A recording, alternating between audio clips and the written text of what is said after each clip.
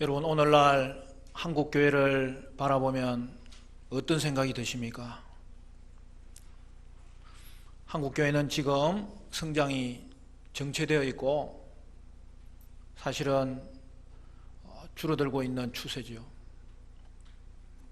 교회가 한국 사회로부터 지탄받고 있는 현실이에요. 종교인 신뢰도 조사가 나온 것을 보면 여러분, 신뢰도에서 기독교가 제일 꼴찌예요.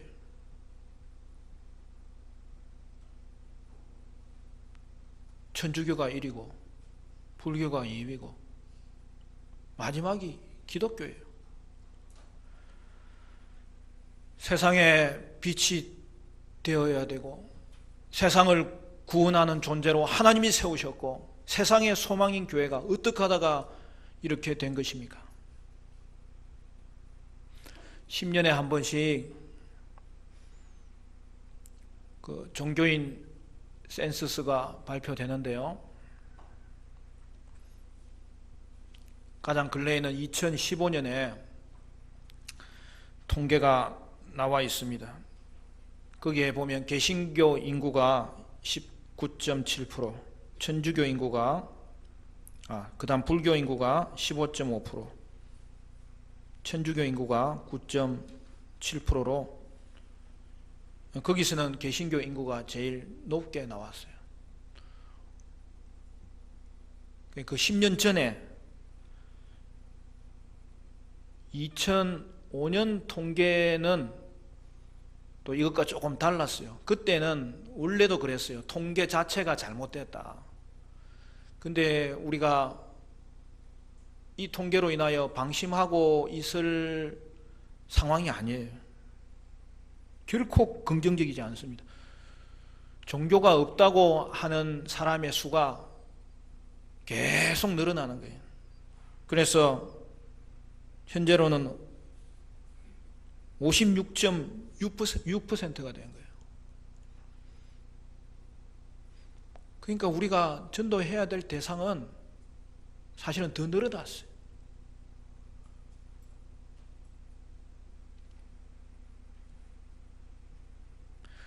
개신교 인구는 1995년을 기점으로 정체기에 들어갔어요.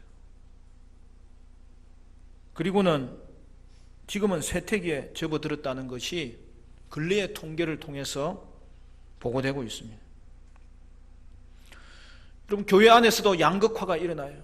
대형 교회는 자기들끼리는 잘 되고 있는 것 같으니까 심각성을 잊어버리는 거예요. 그러다가 어느 날 무너질 수 있는 거예요.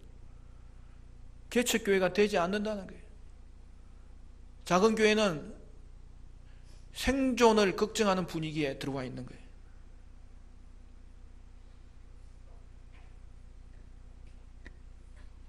이런 때에 우리는 교회를 생각할 때마다 교회 안팎의 문제로 인하여 결국 교회는 무너지는 것 아닌가, 그런 생각이 드는 것이죠. 우리가 교회에 대해서 고민하는 이유가 뭐죠? 교회는 내 몸이기 때문에 그렇습니다. 교회가 가족이에요. 그래서 교회는 우리의 고민의 대상이고 사랑의 대상인 거예요. 교회의 앞날에 대하여 그 번민으로 잠 못 이루는 밤을 지내고 있는 한 사람이 있었습니다. 그가 누굽니까? 오늘 성경에 읽은 사도 요한입니다. 요한은 지금 어디에 있는 것입니까? 9절 말씀을 보니까 9절 같이 읽을까요? 9절 시작. 나 요한은 너희 형제요 예수의 환난과 나라와 참음에 동참하는 자라. 하나님의 말씀과 예수를 증언하였으므로 말미암아 밤모라 하는 섬에 있었더니. 그는 지금 밤모섬에 가 있는 거예요. 이제 오늘 읽은 본문에서부터 계시록에 나오는 4개의 환상이 시작되는데 그 첫 번째 환상이 시작되고 있어요. 당시 교회는 도미티안 황제 치하에서 박해받는 공동체였어요. 황제 숭배의 강요로 말미암아서 신자들은 사회적으로 불이익을 당하고 있었고 감옥에 갇혔고 순교자까지 생기고 있는 시점입니다. 그때에 요한은 붙잡혔고 반모라는 섬에 유배당한 거죠. 그날은 주의 날이었어요. 주의 날이 뭐예요? 교회가 모여서 예배하는 날. 요한의 마음에는 교회 생각밖에 없는 거예요. 지도자를 잃은 교회가 과연 유지될 수 있을 것인가? 이러다가 교회는 영영 없어져 버리는 것은 아닌가? 이러한 어려운 상황 가운데서도 예수님은 교회를 돌보고 계시는가? 주의 날 홀로 예배하며 교회 생각으로 번민하며 기도하고 있을 때에 갑자기 하늘문이 열리면서 그 가운데 예수님이 나타나신 거예요. 주님은 그가 보는 모든 것을 기록하여 소아시아 7교회에 전하라고 명령하십니다. 그가 본 환상의 내용이 무엇입니까?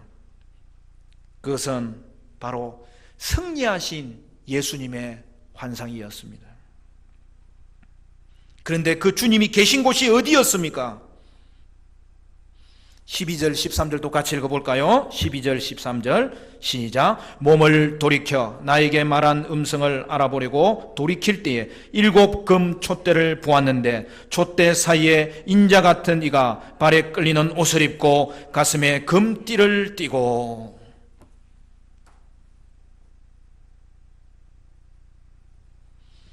사도 요한은 7 금 촛대를 본 거예요. 여러분, 금촛대는 어디에 있는 거죠? 성전 안에. 성소를 들어가면 그 성소에 황금빛 찬란한 빛이 밝아져 있는데 그 출발이 어디예요? 금촛대에서 빛이 나오니까 여러분, 성전 안은 다 금으로 되어 있거든요. 그곳이 황금빛 찬란한 곳으로 바뀌어져 있는 것을 제사장이 확인하는 거죠.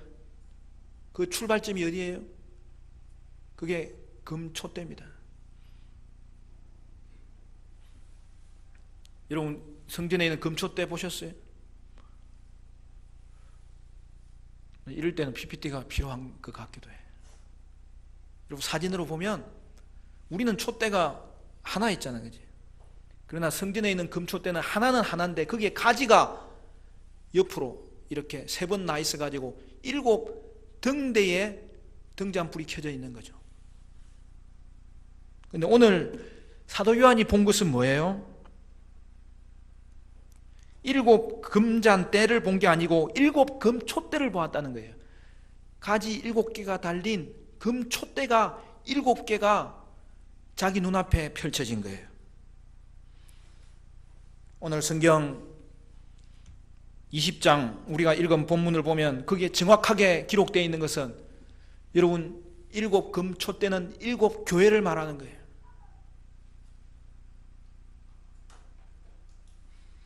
예수님이 어디 계셨습니까? 방금 읽은 12절 말씀 초두에 촛대 사이에 인자 같은 이가, 촛대 사이에 인자 같은 이가. 여러분, 성경의 강력한 말씀 중에 이보다 더 강력한 말씀이 없을 정도로 오늘 우리의 시야에 들어오는 말씀입니다. 예수님 어디 계십니까? 7 금촛대 사이에 그는 거닐고 계셨던 것입니다. 교회가 핍박받을 때 그리하여 교회가 사그라들지 모른다는 생각으로, 결국 없어지는 것은 아닌가 하는 생각으로 번민하고 있을 때, 교회가 핍박당할 때 왜 주님은 도와주지 않느냐고 생각하고 있을 때 그 요한이 본 것이 이것입니다. 7 금촛대 사이에 교회 가운데 예수님이 거하고 계셨고 거기에 거닐고 계셨다는 것입니다. 예수님은 박해받는 교회 안에 함께 하시고 그것을 거니시는 예수님이셨습니다. 그런데 교회 안에 거니시는 예수님이 누구라고 한 거예요? 요한이 본 환상을 통해서 예수님의 나타나심은 부활하고 성천하신 승리하신 예수님이 그곳에 거닐고 계셨더라는 거죠. 그러면 사랑하는 성도 여러분, 그때 이후로 오늘 이 시대 가운데 우리와 함께 하시는 예수님은 어린 양으로 오신 예수님이 아니세요. 그는 부활하시고 승천하셔서 천상의 통치자가 되심으로 말미암아 이 땅의 주관자가 되신 분으로 승리하신 예수님으로. 그런데 그분이 어디 계시다는 것입니까? 교회가 핍박받는 중에 있을 때에, 그리하여 바람 앞에 꺼져가는 등잔불처럼 되어 있을 때에도 승리하신 예수님이 교회 안에 함께 거하신다는 사실이죠. 그러면 어떻게 되는 것입니까? 여러분, 교회는 아무리 큰 핍박이 몰려오더라도 없어지지 않습니다. 음부의 근세가 이기지 못합니다.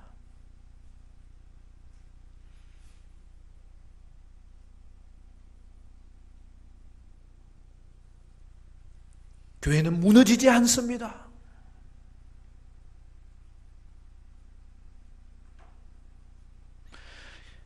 예수님이 교회에 거하신다는 것은 교회를 다스리신다는 거예요. 승리하신 예수님이란 뜻은 천상의 통치자가 되신다는 거예요.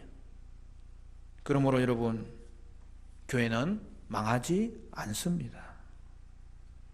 그 어떤 환경 속에서도 예수님이 그 환경을 주관하심으로 하나님은 교회를 돌보시고 계시고 보호하고 계시고 때로는 책망하고 계시고 연단시키고 계시고 인도하고 계십니다.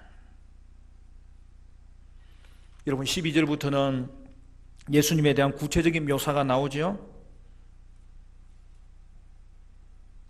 여러분, 이것을 문자 그대로 그림을 그려보면 어떻게 될까요? 저도 한때는 성경 연구하면서 이걸 그림으로 한번 그려봤어요. 나중에 그려놓고 보니까 외계인이 돼버렸어요.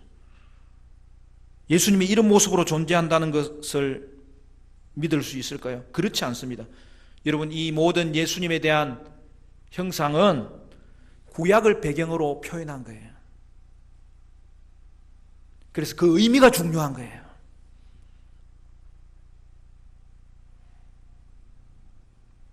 잠시 하나씩 살펴볼까요? 여러분, 성경은요, 제 경우는 그래요.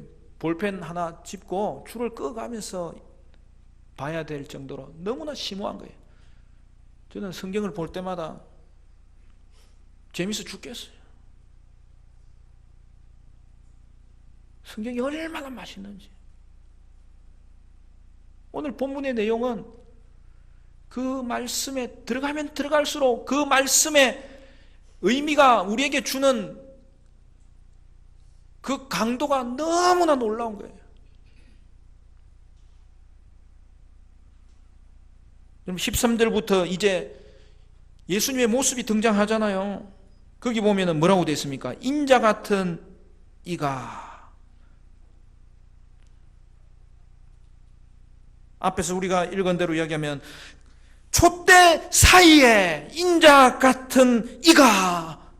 여러분, 인자 같은 이는 누구예요? 우리가 7절에서 구름 타고 오시는 분에 대해서 우리가 먼저 말씀을 살펴본 적이 있죠. 이는 다니엘서 7장 13절의 말씀을 배경으로 하는 거예요.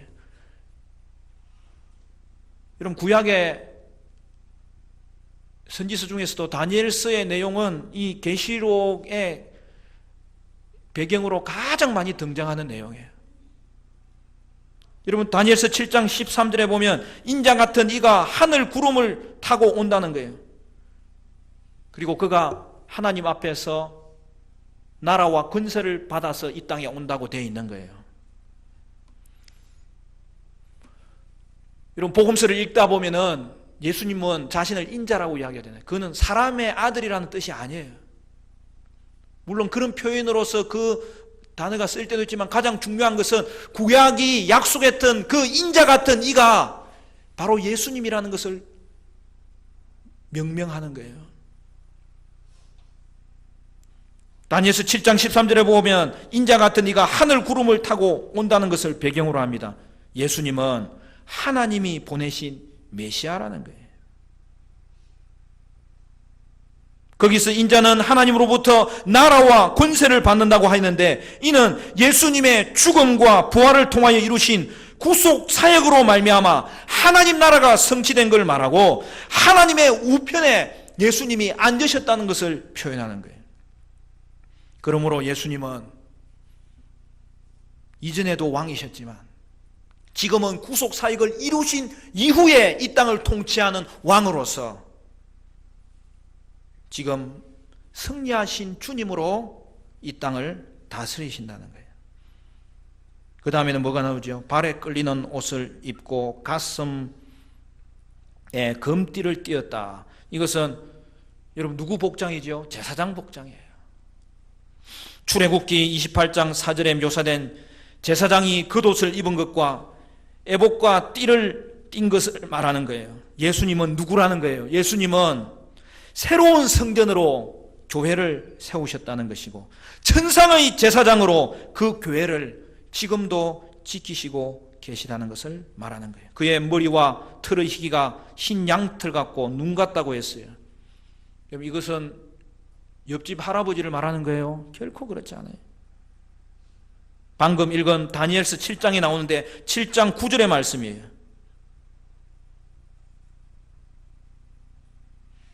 7장 9절은 제가 한번 읽어보겠습니다. 내가 보니 왕자가 놓이고 옛적부터 항상 계신 이가 좌정하셨는데, 그의 옷은 희기가 눈 같고 그의 머리털은 깨끗한 양의 털과 같고 그의 보좌는 불꽃이요 그의 바퀴는 타오르는 불이며. 똑같은 표현이에요. 다니엘서에서는 보좌에 앉으신 분을 이 땅을 주관하시는 하나님으로 본 거예요. 그런데 오늘 본문에서는 그 묘사를 누구에게 적용시키는 거예요? 예수님을 묘사하고 있는 거예요. 이 말은 뭐예요? 예수님은 신적 권위를 가지신 분이라는 거예요.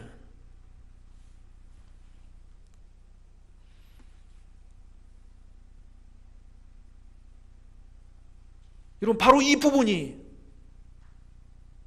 유대교가 예수님을 핍박한 내용인데, 바로 이 부분이 예수님이 누구인지를 정확하게 가르쳐주는 내용이죠. 예수님은 하나님의 아들이라는 거예요. 말 그대로 하나님이시라는 거예요. 하나님의 계획이 이 땅 가운데 펼쳐질 때에 예수님은 그 계획을 이루시는 분이라는 거예요. 그러므로 말미암아 하나님과 동일한 주권자라는 거예요. 불꽃 같은 눈을 가졌다는 거예요. 이것은 이사야 11장 4절을 배경으로 하는 것인데, 예수님을 심판주로 소개하는 거예요. 그의 발은 풀무불에 단련된 빛난 주석 같다고 했어요. 예수님의 영광스러움과 능력을 말하는 거예요. 그의 음성은 많은 물소리와 같다고 이야기했어요. 이것은 에스겔 43장 2절의 하나님의 음성은 많은 물소리와 같다는 표현을 옮긴 거예요.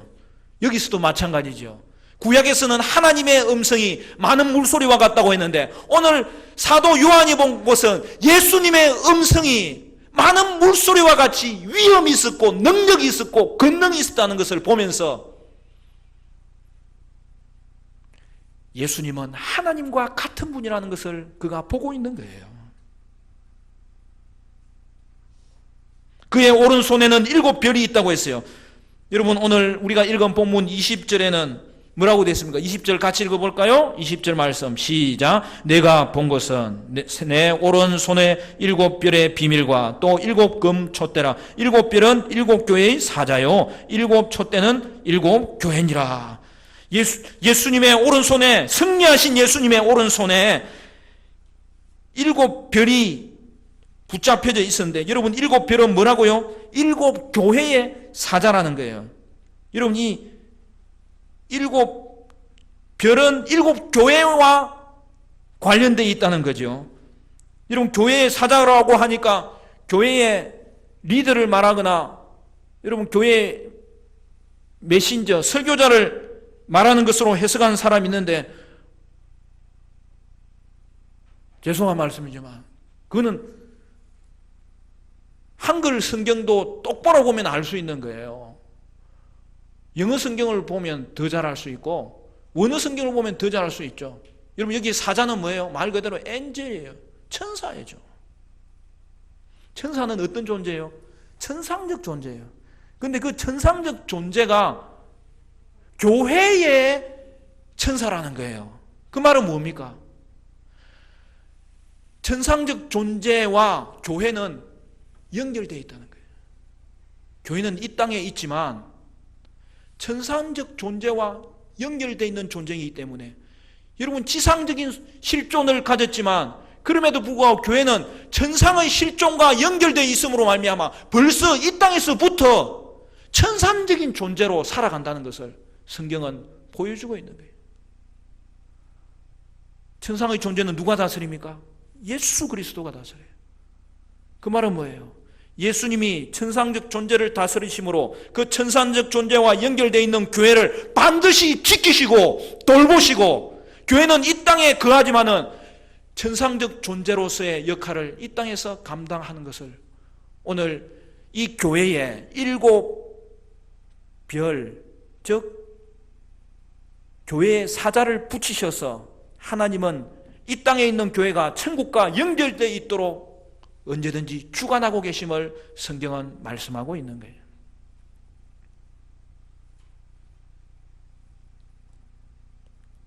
이 환상을 보았을 때 사도 요한은 어떤 마음이 들었겠습니까? 그의 마음이 불붙는 것 같아서 교회는 무너지지 않는다. 교회는 하늘과 연결되어 있는 존재다. 여러분 이것이 요한계시록 4장에 가면 더 확인하게 드러납니다.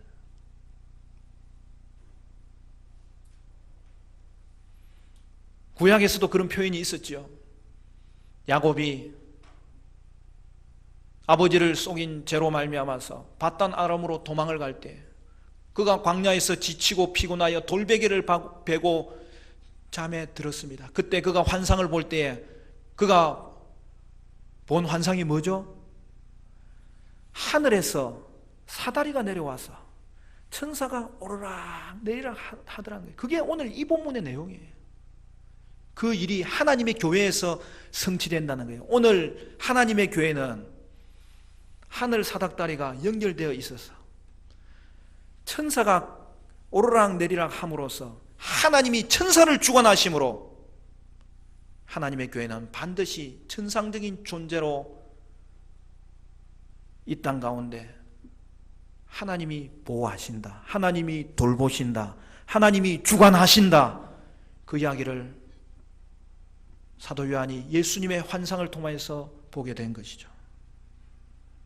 오늘 저와 우리 영안을 열어서 그 예수님의 돌보심을 다시 한 번 더 확인하고 기억하시고 바라볼 수 있는 은혜가 있으시기를 간절히 축원합니다.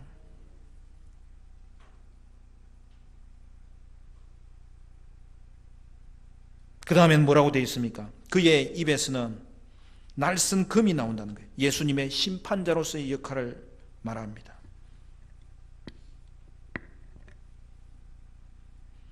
그의 얼굴은 해가 힘있게 비치는 것 같더라.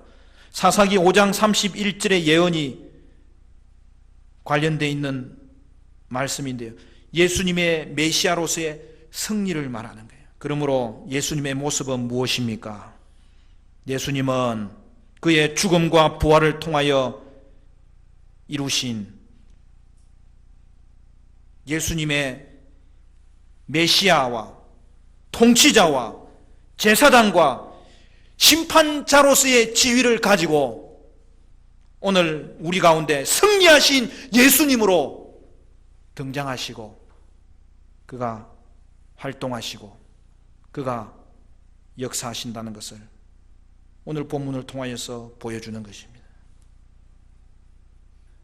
그러므로 사랑하는 성도 여러분, 승리하신 예수님이 교회 가운데 거하심으로 교회는 결코 망하지 않습니다.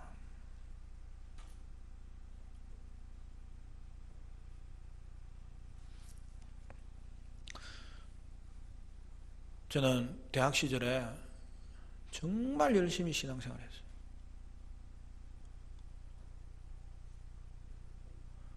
지금 생각해 보면 그때 그 열정으로 지금도 버티고 있는 것 같아요.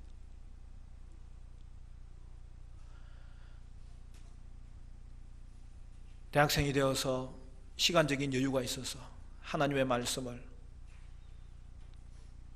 공부하고 읽고 교회 형제자매들과 서로 나누는데, 내가 이전에 알고 있던 주님보다 우리 주님이 너무 놀라운 분이에요. 우리 하나님은 너무 영광스러운 분이에요. 알면 알수록 귀하신 분이더라는 거예요. 그걸 새롭게 알고는요, 정말 열심히 주님을 섬겼어요. 교회를 사랑하고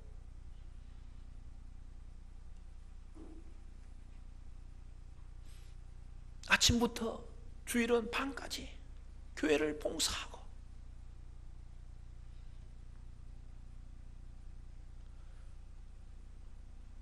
성가대로 봉사하고 교사로 봉사하고. 여러분, 제가 신학교 가기 전에는 제가 성가대원이었어요. 저도. 제가 이 커피 마시러 연습하러 성가대 있는 자리에 제가 갔다 오는데, 지휘자님 하는 말 내가 다 알아들어요. 그거. 지금 테너 목소리를 좀 배에 힘을 주고 내란 말이야.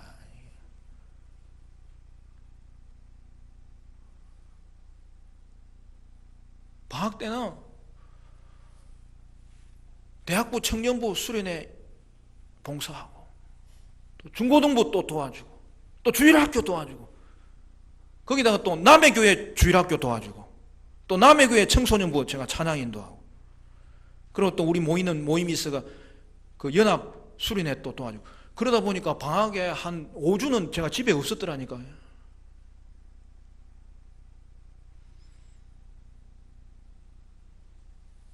선교하고 병원 찬양하고, 교회가 없는 시골은 노천 성경학교를 열어서 복음을 전하고.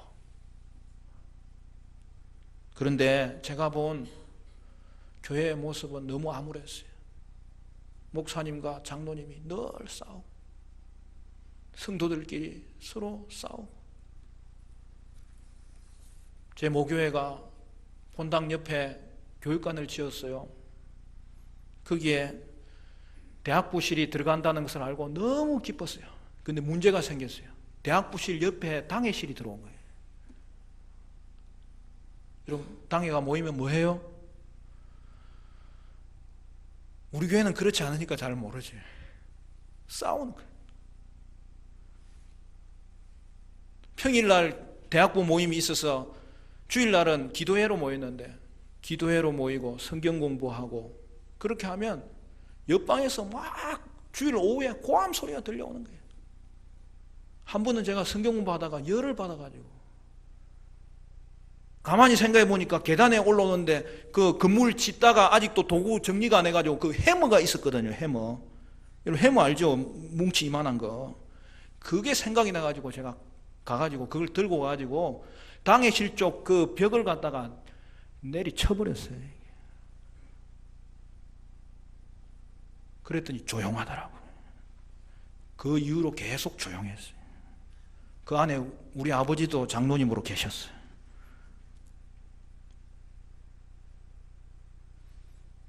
저희 교회가 새 건물로 건축해서 그 모교회가 이전하기 전까지 그 벽 쪽에는 그 흔적이 남아 있었어요. 부끄럽죠. 부끄럽습니다.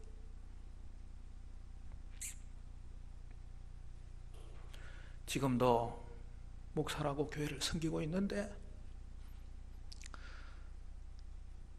교회를 더 사랑하지 못하는가 생각할 때마다 하나님 앞에 부끄럽고, 애쓰지만 잘 안 될 때는 성도들 앞에 부끄럽고.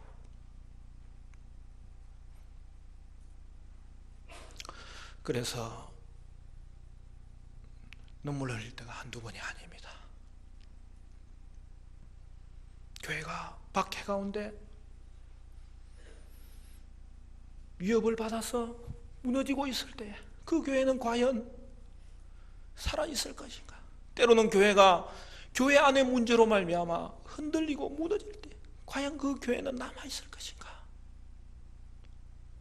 교회를 향한 우리의 고민이 바로 거기에 있는데, 그러나 그때에도 주님은 교회와 함께 계십니다. 교회 안에 근이십니다. 예수님은 승리하신 천상의 권세를 가지고 지금도 세상에 대해서는 심판하시고 교회에 대해서는 통치하심으로 교회를 도우십니다. 요한계시록의 내용이 뭐라고 했죠? 종말이 이미 시작되었다는 거예요. 예수님으로 인하여 하나님 나라가 이 땅에 임해서 종말의 성취가 이미 시작되었고, 그래서 요한계시록의 내용은 예수님의 초림과 재림 사이에 일어날 이 종말이 시작된 내용을 가르쳐 주는 거예요. 그리고 시작되었기 때문에 하나님 나라가 완성될 것 또한 가르쳐 주는 거죠. 그런데 그 하나님 나라의 주인공이 누구라는 겁니까? 오늘 사도 요한이 첫 환상을 보면서 환상의 시작이 어떻게 되어 있습니까? 그 예수님, 승리하신 예수님이 어디에 거하신다는 겁니까? 하나님 나라가 이 땅에 임하는데 그 하나님 나라의 주인공이 누구라는 겁니까? 교회라는 거예요. 그러므로 여러분, 요한계시록의 핵심 주제는 교회론이에요. 여러분, 요한계시록을 공부하는 중에 교회에 대한 의미를 더 세밀하게 아시기를 바랍니다. 그리고 교회를 더 사랑하시기를 바랍니다. 승리하신 예수님이 교회를 통치하고 계신다는 것이 요한계시록의 상자라면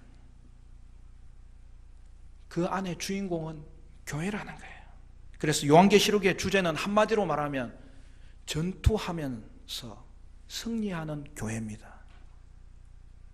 교회는 이 땅에 있지만 이미 천상적인 존재이기 때문에 망하지 않습니다. 그러므로 교회는 고난 중에서 전투하는 교회이고 승리하는 교회라는 사실을 오늘도 우리에게 이 본문이 가르쳐주고 있는 것입니다. 세상의 위협 가운데 넘어지고 있는 존재, 자신의 부족함을 스스로 봐도 인정할 수밖에 없는 존재가 교회입니다. 그러나 교회는 승리하신 예수님이 세우신 것이고, 승리하신 예수님이 지금도 거하시고 계시고, 승리하신 예수님이 지금도 통치하심으로 말미암아 전투하고 승리하는 교회로 이 땅에 쓰임받도록 하나님이 역사하신다는 사실이죠.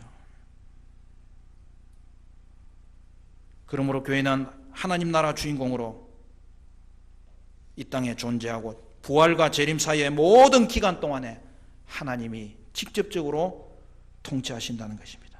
그래서 교회는 무너지지 않습니다. 없어지지 않습니다. 그것을 교만한 마음으로 읽으라고 하는 내용이 아니라 그게 사실이라는 거예요. 망하지 않습니다. 오늘날 교회가 세속화되어가는 이 시대에 도리어 참된 교회는 더 표가 나는 거예요.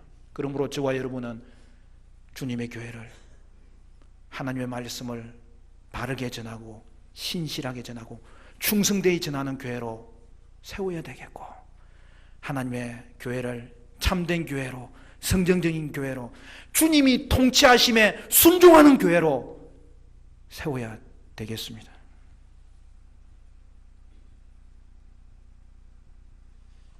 교회를 위해서 기도하는 여러분의 눈물의 기도를 하나님이 아십니다. 교회를 위해서 남모르게 수고하는 봉사를 하나님은 아십니다. 사랑하는 성도 여러분, 찬송가 가사대로 여러분은 이 교회에 위하여 눈물과 기도로 이 생명 다기까지 늘 봉사하겠네. 주를 더욱 사랑하시고 교회를 더욱 사랑하시고 충성하시고 봉사하시는 은혜의 사람 되시기를 주님의 이름으로 축원합니다.